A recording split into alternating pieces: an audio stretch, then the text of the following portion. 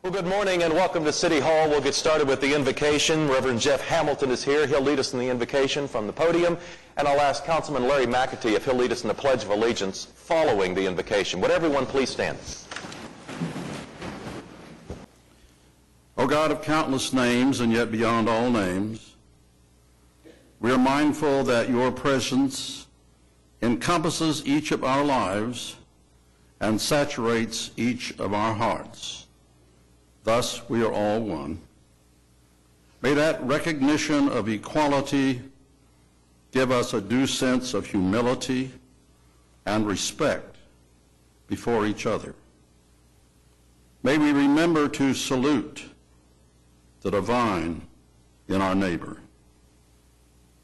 We admit, O God, that in the political arena we sometimes forget what matters, even though what matters is what politics is all about. So reawaken us each time that we meet to your call to advance peace and justice in our city, in our state, in our nation, and in our world. Thus, may we ever seek to do well for people. Amen. Amen. And we start with an item from Councilman Shadid. Councilman, do you want to speak any on behalf of your resolution? We touched on some issues 3 weeks ago, but just to cover some new ground and some old. I wish that this was cutting edge or something that had not been done, but in actuality, we would be doing today what has been done in the large majority of the country. More than 170 municipalities, more than 130 counties across the country have put this policy in place. More than 330 large businesses. They're not doing so counting the number of discrimination cases they had in the previous years with nothing in place. They're looking at studies such as that at the UCLA College of Law, which indicate that cases of discrimination based on sexual orientation are just a little bit less than race and gender. And therefore, all these municipalities, educational institutions, are deciding to put these words in place. Almost all educational institutions in Oklahoma, including Oklahoma City Public Schools, OSU, OCU, OCCC, OU, have all added these words to their employment policies. I am a businessman. I like the idea of running government like a business. When I look at the largest employers in Oklahoma City, I notice that they have all added this language to their anti-discrimination policies. Chesapeake, under Aubrey McClendon, has added these words. Devon, under Larry Nichols, has added these words. Love's Travel Stops, American Fidelity Insurance, OG&E, and on and on. And they do so because it improves performance and productivity at work, and the general well-being of the employees at work. This was run by the Municipal Counselor's Office and the Personnel Office prior to the vote 3 weeks ago. There was no opposition voiced. Well, let me back up and say, another problem is, as Oklahoma City finds itself increasingly in an outlier status and not modifying these words, it's not just that we're becoming an increasing minority and not adjusting this, is that there is a history of decisions made at the council. In 1996, we disbanded the Human Rights Commission, and we did so based on not wanting sexual orientation cases coming before the Human Rights Commission. So there's a history there, and there's resentment, and there's pain there. Last week in the Gazette, I didn't know this was coming, and I haven't talked to them, but I'm assuming when they put this all in black and white and they put the flag in color, this is a reference to the pain of 10 years ago when the council voted that we couldn't put these kind of flagpoles up, that there would be damage to society. This kind of pain is out there, and when you combine that with being an outlier status on our anti-discrimination policy, it's a problem. And so by adding this, we affirm this segment of our population, and we go a long way towards healing. Personnel department did not voice opposition. Municipal councilors, they did not voice opposition. The conflict was about procedure. Many people wanted to do it quietly. They wanted to just adopt this and not have this hearing today, not have the hearing 3 weeks ago. I don't think that you can do that quietly, and I agree 110% with the Oklahoman's editorial board, which expressed that that's the worst of both worlds. If you do it quietly, like Oklahoma County did about 6 years ago. People find out about it later, and those who are opposed to it resent it. And those who are for it, it reinforces the shame. Shame is the most damaging, maybe next to fear, the most damaging emotion, especially combined with sexual behavior. When you try and do it quietly, you say, well, we don't want to talk about this, you're just reinforcing the shame for this segment of the population, and you don't get the healing that I think is necessary and that this resolution brings. We need maximum public participation. The real benefit may not be the discrimination cases that come up in the next 10 years, but just the discussion that we've had over the last few weeks. 9 out of 10 Americans mistakenly believe that there are protections in place for this segment of the population, but the reality is there's not. You can be fired based on your sexual orientation today. And that's why so many municipalities have taken upon themselves to change these policies. We have been flooded with emails of late in protests. Almost all of those protests cite scripture, cite religious expression of the First Amendment rights, that this is a violation of Christian principles, and that Oklahoma City should base its policy based on Christian principles. And I just want to address that for a second because there's been so many emails. As a city, the problem is there is no consensus among Christians. Jesus doesn't make it easier because he doesn't mention homosexuality at all in the New Testament. He mentions adultery, which was a capital crime in the Old Testament. He mentions covetousness. He mentions fornication, which is sexual relations outside of marriage. But he doesn't mention homosexuality. Paul in the Epistle to the Romans mentions it, which is widely assumed to be, is what is widely cited. But realize that it depends on very complex, subjective translations of language. And that language that Paul is using could easily be a reference to prostitution as opposed to homosexuality. The problem is it is highly subjective, and the city can't base policy on it. If you do, you're going to get into other translation problems that would have us contemplate supporting slavery, for example. I would propose that we let the city be the employer and let God be the judge. Let God sort this out later, and let us act objectively based on somebody's job performance, and that's it. If I believe that this is by choice, that this behavior is by choice, even though I don't remember ever sitting down, weighing the pros and cons, and making a choice to be heterosexual, I need to just let that lie and judge someone on their job performance. If I believe it's unnatural, even though this behavior has been observed in more than 1,500 species of animals, basically every single species of animal, we've taken the time to look at it, I need to let that go and let God sort it out. If I believe it's a sin, then I would look to the behavior of Jesus with his behavior with the prostitute. Simon of the Pharisees was a big shot. He knew all the scripture about how of sexual morality and what was a sin and what wasn't a sin. And he lectured to Jesus that you need to get rid of her. She is sinful. And Jesus said, you're missing the point. You didn't bring me water to wash my feet, as is the custom. She's humble. She is washing my feet with her tears and her hair. She stays, and I'm not going to discriminate against her. I have one final ulterior motive. It's esoteric, but it is the most important reason that I'm here. I see in the future an increased competition for resources, increased capital in the hands of very few people. And let me just diverge for a second and say, Jesus didn't talk about homosexuality. He certainly talked about poverty and the needs of people a great amount. And so as the social services budget comes before the council, I would hope that I would see 5% as many emails as I've seen on this. I would hope that I would see the outpouring of maximum public participation, because that clearly was important to Jesus. Increased capital in the hands of fewer people. There would be, I believe, a continued erosion of our democracy, which the Citizens United case is accelerating. What I think is of very high risk is that we will give away our rights and our liberties.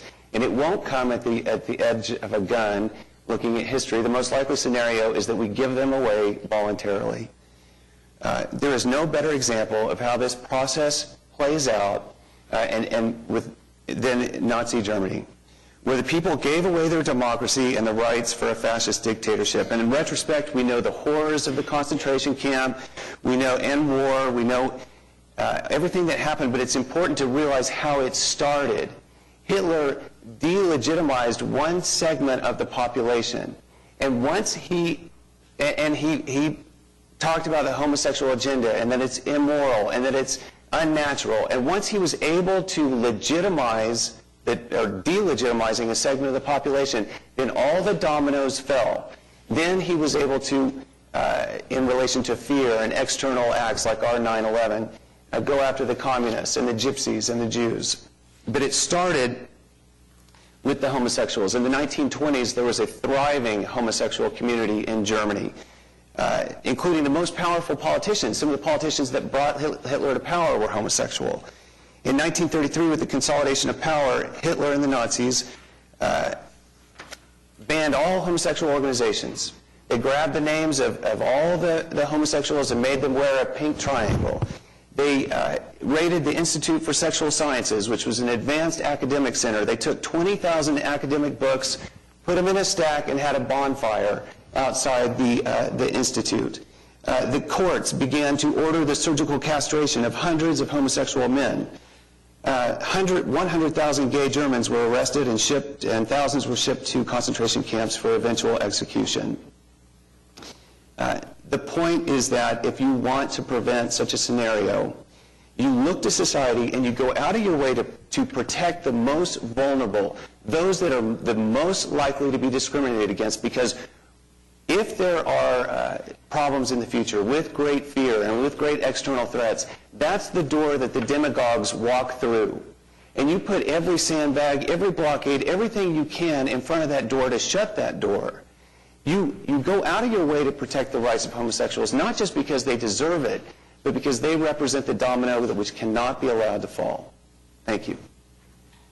I don't think there's nobody that could be more appreciative of the way and the unfair treatment and understand with pure heart, sympathy,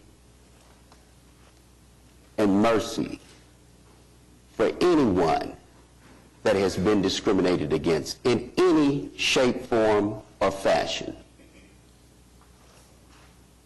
And as I stated the last time this issue was here,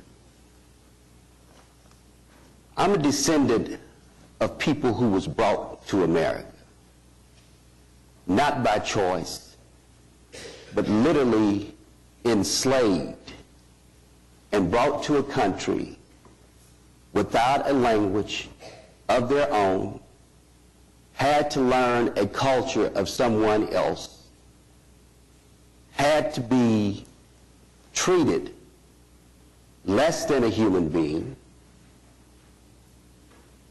3/4 of a person by the Supreme Court's decision, chattel at one time, babies raped, removed from families, and at the same time, it has been that race of people that has fought for every civil right and civil liberty that the Constitution of the United States and the articles and the amendments now bear. I didn't come here for preaching this morning about what the Bible says. And I think this is where we cross over in reference to what this whole issue supposedly was about. And I'm offended for anyone to try to place an act of treatment, wrong or indifferent, as if we have been the cause of it. I have asked for the research in reference to this issue. The city of Oklahoma City, under the last words that I heard from Dr. Shadid, is basically that the city of Oklahoma City has been evil, that it has been wrong, that it has treated a population of people in an indifferent way, and that it is something that needs to be changed. And that's not true. I mean, and if you say that this issue was vented prior to being addressed here, I beg to differ. Unless somebody has given me some misinformation in reference to what staff was asked to do and the report that they gave, I did not get this report until after this matter was announced from the City Council. And as I read the report, and based on a United States Supreme Court case and other cases, and the Price Waterhouse versus Hopkins, there is absolutely nothing in law that the City of Oklahoma City is doing that violates anybody's constitutional right, their choice of life, their way of living, that has been stated in any degree in this report. Now, unless counsel or unless legal is holding something back, I'm going to take what they have provided to me to be 100% accurate in the truth, and I myself has validated the issue in reference to some of the cases that has been cited. So this whole issue, if it's about the treatment of people, then let's be straight about where is the numbers and who has been mistreated and what happened with it. What was the end result? And that we don't have, you know? And to tell me about what has happened in 130 cities throughout the United States and 130 cities and municipalities and counties, that doesn't make Oklahoma City do the same thing. What are they doing in Portland, Oregon with the people who are occupied? What are they doing in the other major cities where they said, we're going to evict you? Well, what does the City of Oklahoma City do in reference to the people who are occupied? You haven't seen the mean streak and the force of the law enforcement to remove those individuals. So to compare us to what happens in one city and what happens in another city, I think is grossly unfair. Because we don't know the background, we don't know the circumstances, we don't know what they already had in their policy and what they didn't already have in their policy. As far as we know, we don't even know whether or not they had a policy to address any issues of Title VII. I don't know that. And I think this whole issue of misleading people is just unfair. I think if you want to say what you want to say is your freedom. But don't twist the facts and don't twist the history. Because you don't know nothing about slavery. And I don't think you have read Before the Mayflower as it relates to what really happened in America. And I just think that, you know, when you look at what the law is that's already stated, we are doing exactly what we are supposed to do under the law. This issue elicits strong passions on both sides. People view the two words sexual orientation from a number of different perspectives. After my personal research, I think that there are 7 questions that merit an answer to reach a decision as how one will vote. First question, what is the current legal status of granting sexual orientation a protected class? Sexual orientation is not a protected class under federal law and Oklahoma state law. It is not a part of the classes listed under the Title VII of the Civil Rights Act of 1964. The United States Supreme Court has never decided this question, nor has it reversed a circuit court decision which rejected a claim that sexual orientation is a protected class. Congress, since 1994, in attempts to pass legislation on employment non-discrimination, has repeatedly rejected efforts to extend Title VII to cover sexual orientation. Question number 2. What is the problem in Oklahoma City that we're trying to solve? Recent examinations of Oklahoma City have shown that it is a thriving municipality with much to be thankful for. It would be foolish to jeopardize our success without a proven need for doing so. Up until this point, there has not been a problem that the current personnel policies have not been able to resolve. The current city personnel policies have created an environment that has effectively prohibited discrimination and harassment in our workplace. Question number 3. Are there any risks that could result from adding these 2 words to our policy? We cannot in good conscience risk financial resources. Changing our policy may open the city up to unnecessary legal liability. Under this wording, if an individual denied employment with the city due to a lack of qualifications, he or she would have the opportunity to claim discrimination based on sexual orientation. That is not to say any discrimination actually occurred, but the burden of proof would rest with the city. If the city were unable to prove that sexual orientation was not the reason employment was denied, the city would incur financial penalties. This same risk could also be possible in terminating an employee. How could we possibly obtain and provide such evidence since the question of sexual orientation cannot even be broached by the city in an employment interview? In a time of national economic uncertainty, this council has been tasked with the responsibility of protecting taxpayers' money and managing it wisely. It would be unwise to risk the resources we have been entrusted with to protect a need that does not exist at this time. There may come a day when this issue needs to be addressed in Oklahoma City, but it is not today. Number 4, what is the current condition of Oklahoma City? The citizen survey just completed indicates that 76% of our citizens believe Oklahoma City is moving in the right direction. Outside entities have recognized Oklahoma City for excellence in a number of different rankings. And in fact, the paper this morning just mentioned that Oklahoma City has been judged as one of the best places for military people to retire to. Our current policies have had a positive impact on these achievements. Number 5, what are the desires of the constituents of Ward 3? Since these words were proposed, I have had the opportunity to talk with and hear from a number of constituents. While this is not a statistically accurate survey, the overwhelming response was to not add these words. The responses have come from throughout the ward and have included neighborhood leaders, business people, and residents. On the other hand, many of the responses in favor of adding sexual orientation came from people outside Oklahoma City and even the state of Oklahoma.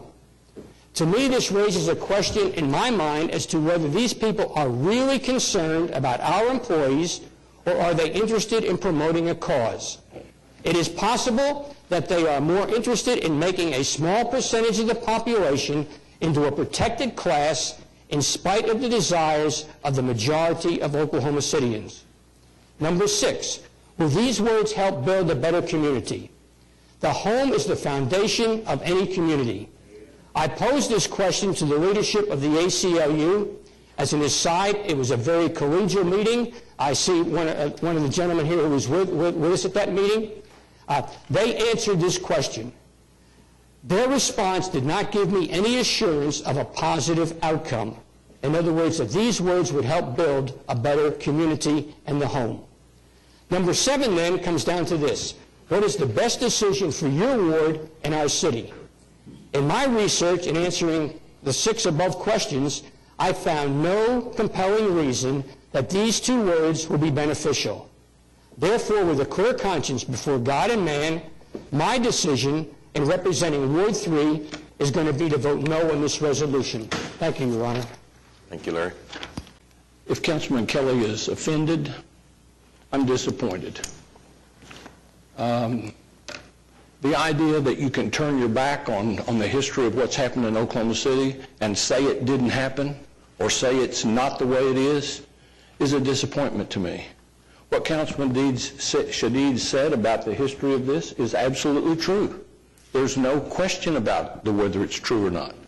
The city of Oklahoma City paid a substantial judgment for its homophobia some time ago.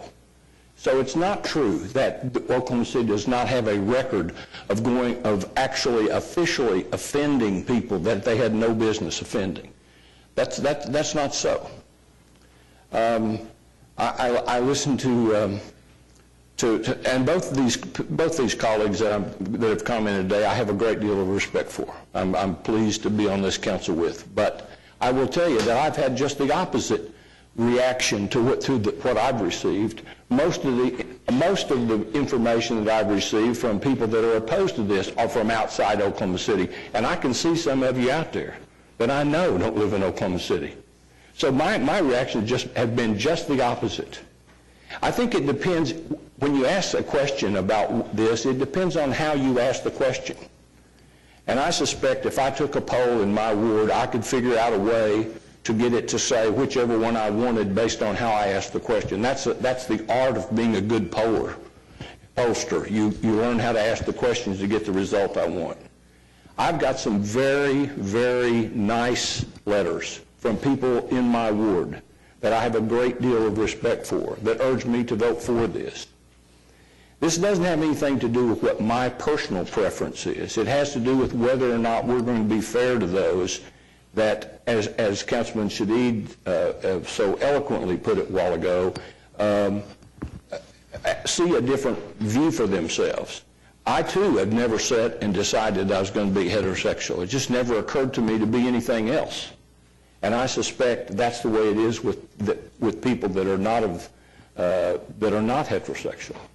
I just can't believe that the pain and the difficulty and the discrimination, if you will, probably, in my opinion, the most discriminated people in this country is this community. If you think it's not so, you just have to look around. I mean, it is with us everywhere, that kind of discrimination. So to say it doesn't exist because I don't do it doesn't mean it doesn't exist. It's there. It's there every day. We see it all the time.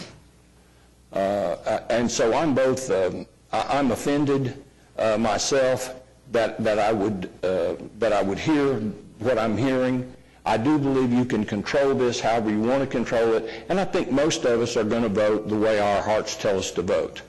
And it doesn't have very much to do with external factors. I think we're going to vote. All of the 9 of us that are up here have had experiences in our lives. They're going to tell us which way we're going to vote. I appreciate everybody being here. As Ed says, I wish you'd be here on the day that we approve the social services budget to take care of the poor and the hungry and those people in Oklahoma City. I'd like to see this council full of people saying, I want you to spend more money on that. So we're going to go on with it. We're going to hear a lot of rhetoric this morning, but I'm convinced that most of us know what we're going to do today. And I do appreciate y'all being here because I do think this is an important part of democracy. This is how democracy works, is everybody gets to stand up and talk. And at the end of the day, somebody pulls the switch and we go to the next issue. So I'm glad the room's full today. I have a question to staff. If the recommendation in reference to sexual orientation, could someone tell me what is the difference between if you had sexual orientation and parentheses to where we already have race, color, religion, sex, national origin, handicap, and age? Would it be the same if you said at religion, in parentheses, atheist?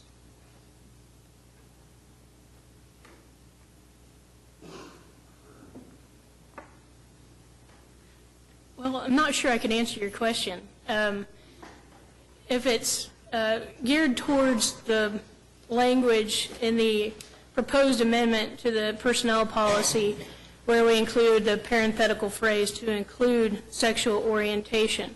Sexual orientation, the limited protection under federal law that exists right now for sexual orientation is, as you mentioned, covered under the Price Waterhouse case, which is a gender stereotype, failure to conform to gender norms. That is the limited protection under federal law. As far as adding a parenthetical phrase after religion for atheist, I think an argument can be made that that's another form of religion or the absence of religion. So it would just be a subcategory of religion. So in reality, you could take basically all the rights we have, and someone could develop and come up with a concept or a labeling that could be added to these protected rights that we already have. Is that correct? Well, I'm not sure I'm understanding your question. Well, I think my point is that since everybody has gotten off on this issue of discrimination, that under the protected rights that we presently have, is there any way that an individual, whether or not they're homosexual, bisexual, transgender, in any shape and form or fashion, with a complaint that is not already protected under the present law that the city of Oklahoma City has? Would they have a cause of action? Is that what you're asking? Or? Yes, I mean, under the present law that we have, would those individuals with any complaint be protected under the law and the ordinance that the city of Oklahoma City presently have? The policies that the city has currently protects anyone of any sexual preference, of any race, of any religion, of any of those protected classes, or anything outside of those protected classes from harassment or bullying or discrimination. Our current policies protect our current employees against that. And so being specific, that means that if an individual is homosexual, if an individual is bisexual, or an individual is transgender, or whatever the individual identifies him or herself to be, those protections are there under the City of Oklahoma City's personnel policy. Is that right? Absolutely. Okay. And have any of those cases, have that policy been tested at any time in a complaint form or in a court decision? Well, that's kind of a broad question. As far as the sexual orientation goes, the personnel department has reported that we've had 2 complaints of discrimination or harassment. One of those was not substantiated, and one of those was, and it was addressed under the personnel policies. As far as cause of actions in court, we've had lawsuits alleging sexual harassment. We've had lawsuits alleging race discrimination. We've had one lawsuit that was brought by a transgendered individual alleging sexual harassment, not discrimination based on sexual orientation. First of all, it was interesting hearing Ed Shadid's exposition of the Bible. I wish I had time. I would like to be able to respond to that, but because of 3 minutes, I don't have the time. Mr. White, I appreciate your opinions. If you are that offended by citizens of other communities coming to Oklahoma City, then we can certainly shop in our own communities as well. However, your decisions in the greater Oklahoma City area will affect all of us. Number 3, regarding social services, the Bible very clearly outlines the particular realms of charity. If I give my money away, it's charity. If the church gives money away, it's charity. When the federal government, state government, or city government takes my tax dollars and redistributes them, that is not charity. That's not a realm of their responsibility, according to the Bible. But that just being said in passing. 3 things briefly about this particular issue. Number 1, it's unnecessary. As was noted, there's only been 1 alleged case of discrimination within the last 12 years. We don't have a major problem here. Number 2, why are we creating a special class of protection for someone's behavior? We're not talking about civil rights. This is not a gender, or this is not a race. This is protecting someone's behavior. In all studies, whether Kinsey's, whether Masters and Johnson's, say that homosexuality is largely a learned behavior. Number 3, don't forget the T in GLBT. The GLBT community, gay, lesbian, bisexual, and transgender, act as one. The transgender, what are you going to do when you pass these kind of policies? Excuse me, mouth's dry. And all of a sudden you've got Jim in accounting that decides he wishes to wear a miniskirt to work one day. Well, are you going to discriminate against him and send him home? What are you going to do when Officer Jones decides that he wishes to take a shower in the women's locker room because he's feeling like a woman that day?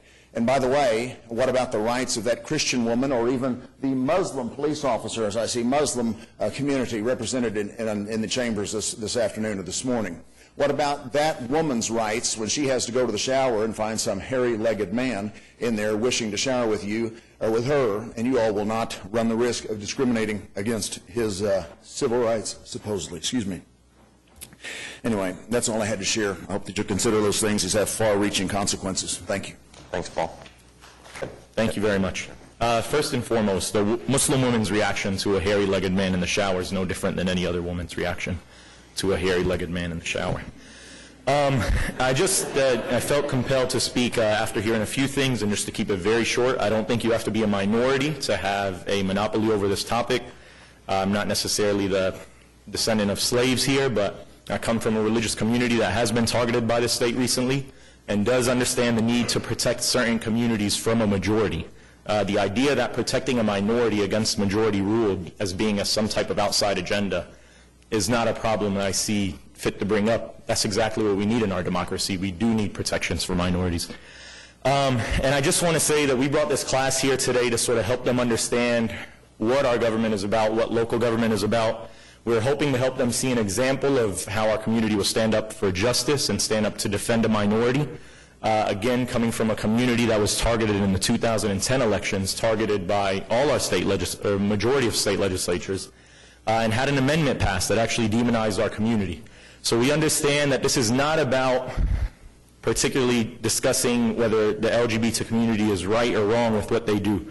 We are a conservative community. We definitely have strong religious beliefs that would align with many people in this room, but we also understand the importance of law. We hope this city council will stand up for justice to protect the minority. We are a minority group that has needed this protection. We've reaped the benefits of this protection, and as someone that files many EEOC complaints, I also want to say people can't just get fired and say I got fired because of my race, religion, or sexual orientation. There is an investigation that goes on. The EEOC will not even take a complaint. They won't even file a right to sue letter if they don't feel that there was evidence of any type of discrimination. Thank you all. I hope these girls get a great experience from seeing what you all do today, and I just want you to know our community is watching and supporting the rights of those that are a minority and supporting this cause for the sake of humanity. Thank you.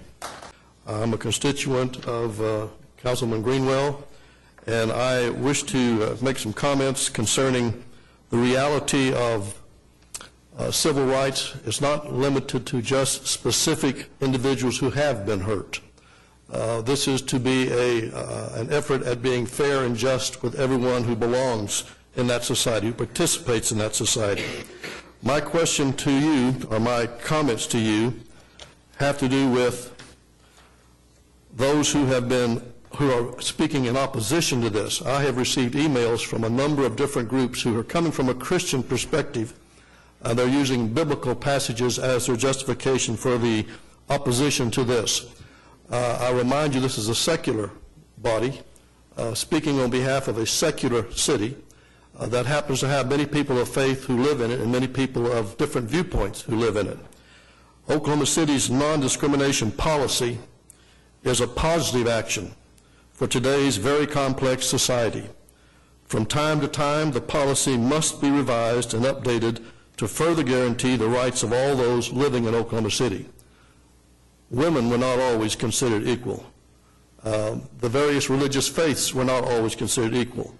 Those who are handicapped were not always considered equal. Those have gradually been added to this understanding of non-discrimination.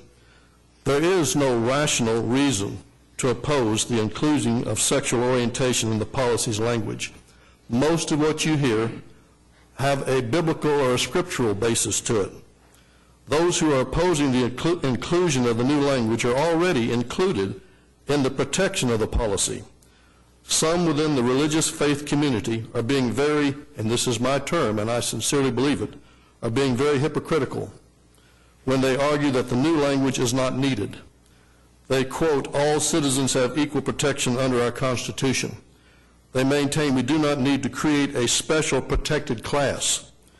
Using that logic, the inclusion of a person's religion as a protected group is unnecessary and is a special protected group. I urge you to support the inclusion of the proposed language in the existing policy. I hope that you will look beyond the irrational, the selfish, the unreasonable argument from many in the religious faith community. Respectfully, I am active participant in my Christian faith community, and I again echo, there is no monolithic Christian viewpoint here in Oklahoma City. There are many, many different viewpoints on almost every topic. My faith is too important to be compromised by selfish and untruthful arguments. I first became acquainted with the fact that there were those who really looked down upon people of different sexual orientation, and that was back in 1977 when Mary Lou and I were attending a church convention in Kansas City. And that was where I first learned about such things as homosexuality and Stonewall Riot and gay, straight, LGBT, all the terms that now are some of them are very common. And we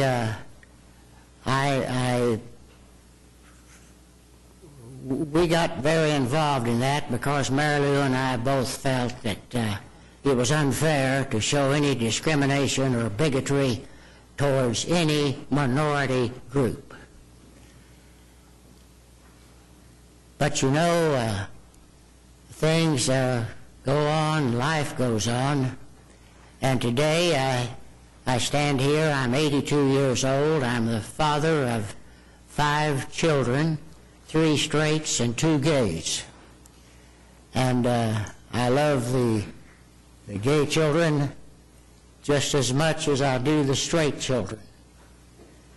And that's the way it's been in our family. We have no internal strife between people of different sexual orientation. That's true with my brother's children, my children, all of them. I stand here today, I'm totally convinced that there is nothing wrong with homosexual people. They're not broken, and they don't need fixing. But what does need fixing is the attitude of a lot of straight people with respect to gays. I am very, very much pro-gays. I probably know more straight people than I know gay people and regard them as close friends. Mr. Lemon, the 3 minutes is expired, so if I could ask you to just wrap up with one quick sentence, I certainly would appreciate it. Okay. Well, if I were to say a prayer today, I would close it like this. I pray to God the day will come when people will respect all of God's children, not just some of them, but all of them. Thank you, Mr. Lemon. We appreciate you coming forward. I'd like to begin first by responding in part to what Councilman Kelly had said with regard to protections embodied in the Constitution, and in particular the Civil War amendments that were passed immediately following the Civil War. But many scholars, and in particular constitutional scholars, realize that those amendments and their full promise weren't realized, and I would argue that they're still not fully realized, but weren't realized until nearly a century later when the Civil Rights Acts were passed. And I would say that this constitutionally organized body here has that same prerogative to pass laws to help rights and the liberties that we all anticipate be more fully realized by everyone. And I'd like to, if we could just jump up to 10,000 feet and look down at the arguments that are being put out against this, because I think Councilman Shadid did a terrific job of saying why we should pass this, why our corporate partners have this in their policies. But look at the arguments against this. And the argument against it is essentially this: please, City Council, don't take away the right of one city employee to discriminate against another city employee on a basis other than merit. That's what they're asking you to do. So we reject that proposition at the ACLU. We hope that you reject that proposition as well. There were concerns that there had been no reports of discrimination, and it's been learned through reporting and today that it's apparently the practice of the staff of the City Personnel Department to respond to reports of discrimination based upon sexual orientation. And we applaud them for that. But without formal protections in place, the current practice could be dismissed without a vote by this council. Without formal protections in place, employees are left to wonder as to the consequences of coming forward. Would you rather that an employee endure the discrimination for fear of consequences of reporting it? This morning, this council can end that environment of fear and intimidation. And let us not lose focus of what this resolution does. It simply says that an employee of this great city cannot be hired, fired, retaliated against, or otherwise be the subject of discrimination because of whom they are. It offers a measure of protection that is currently missing for Oklahomans who are dedicated to this city. It is a resolution that prejudices no one except those who would be prejudicial. And we ask you to strongly support this resolution as we do. Thank you.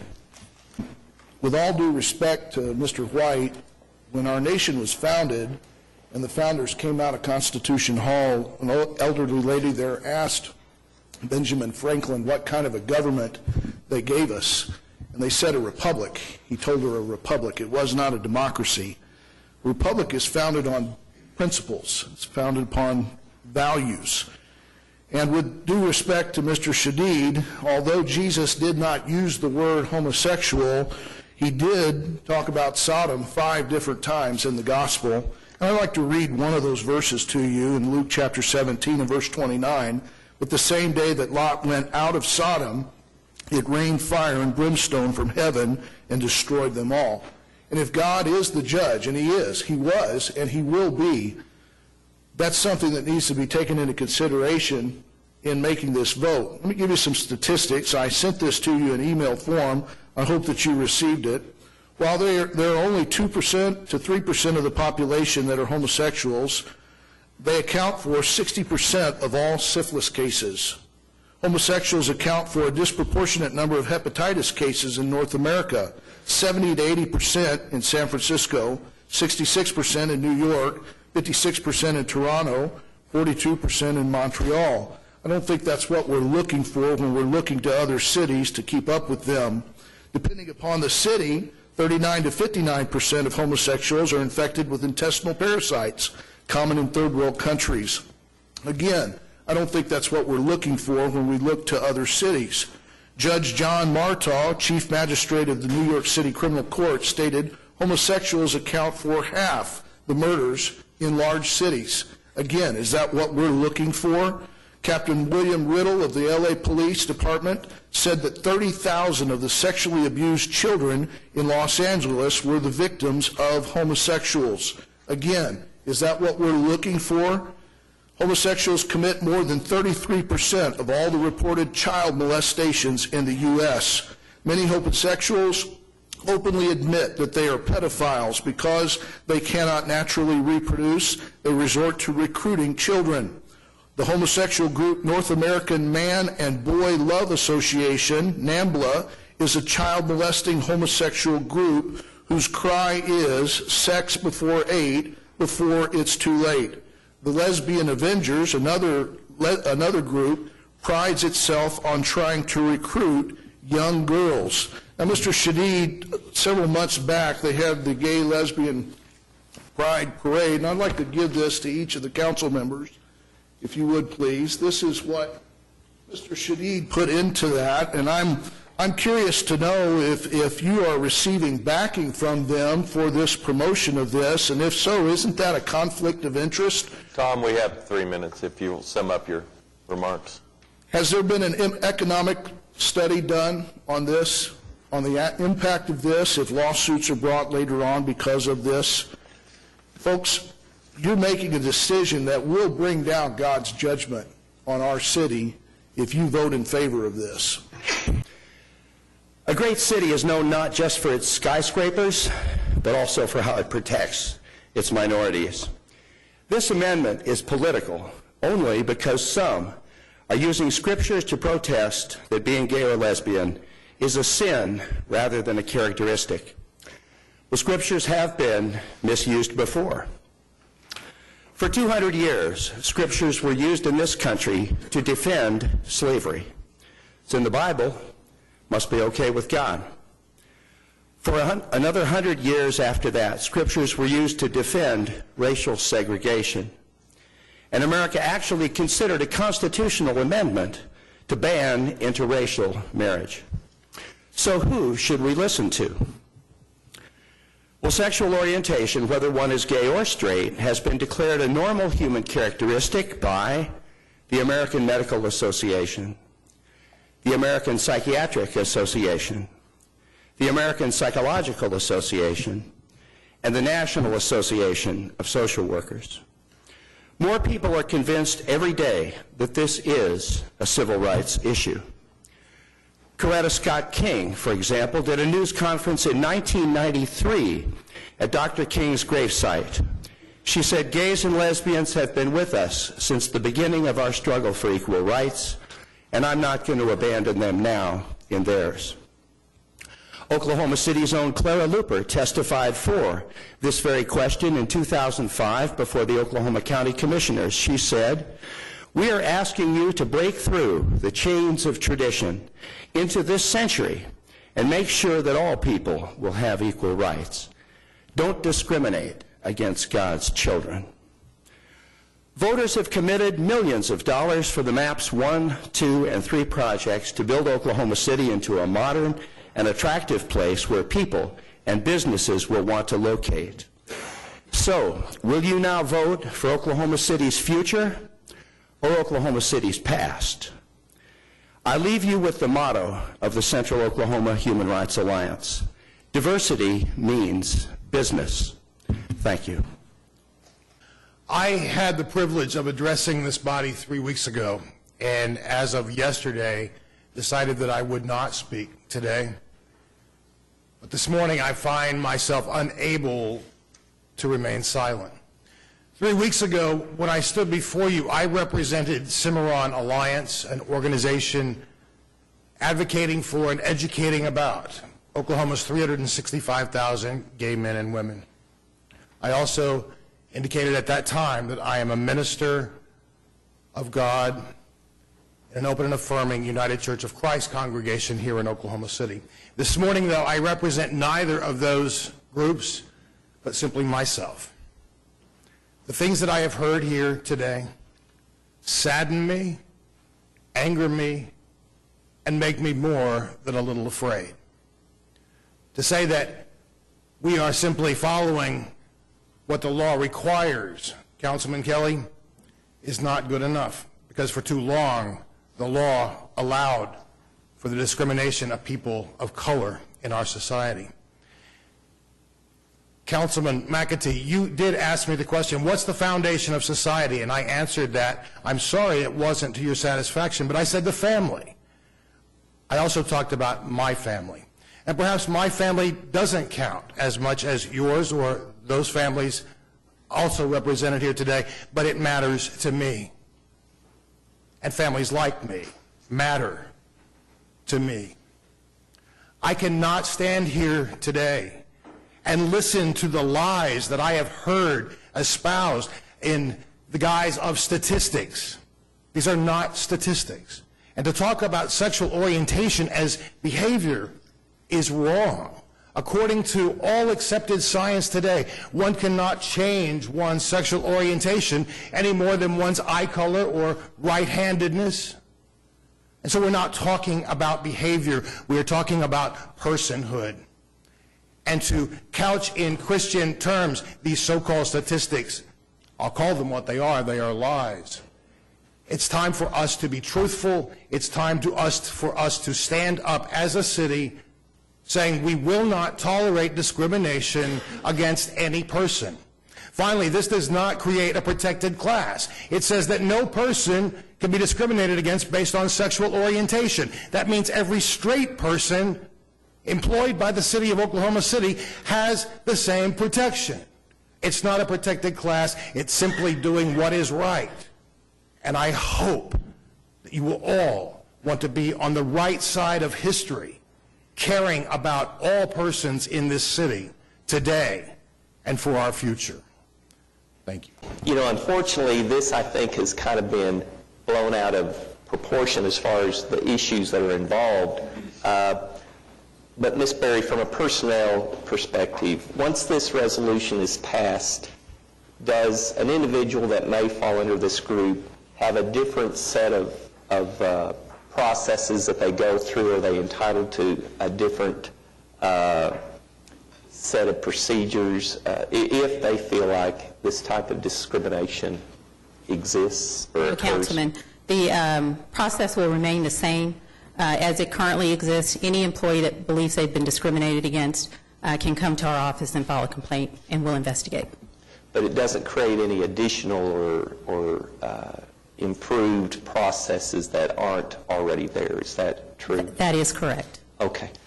If I could ask the same question in a different manner, though, if it's not passed and a person feels like they've been subject to discrimination that's a member of this group, will they have any less abilities to present this concern to your department or through the process that currently exists? No, sir. Whether you pass the resolution or not, an investigative and complaint process is available to all of our employees.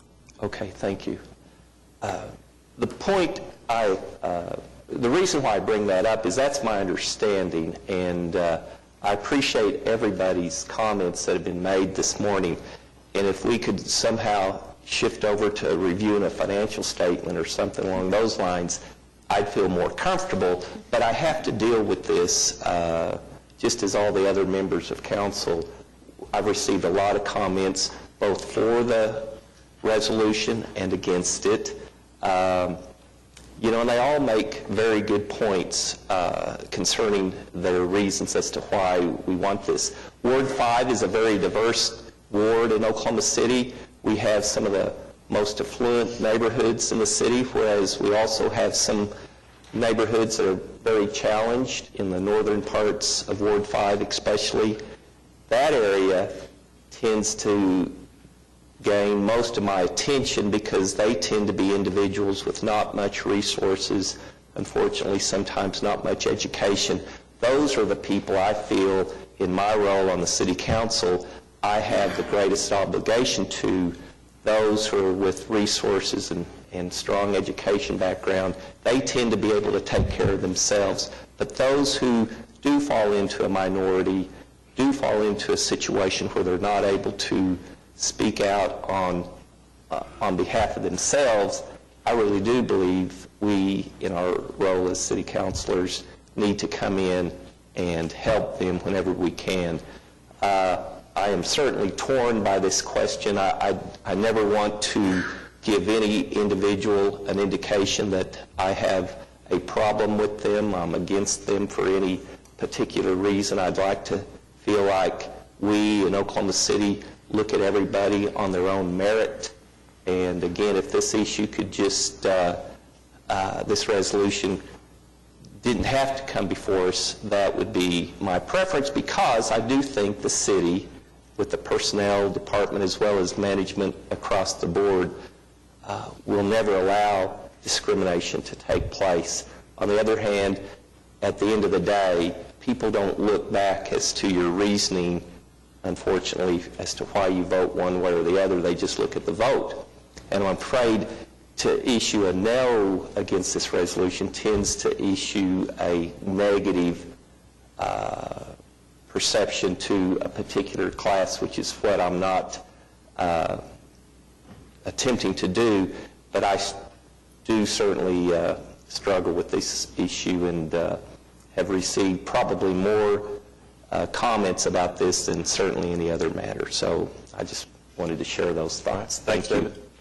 The policy as it stands today, and even addressing the resolution, because there's been some misstatements, and I just want to make sure there's a clear understanding that we're talking about not hiring. We're talking about employees that already work for the city of Oklahoma City. Is that correct? In reference to to our personnel policy and the resolution that's being asked for? That would be in all aspects of employment, whether it's through the hiring process, those employees that are currently employed, or those that are being considered for dismissal.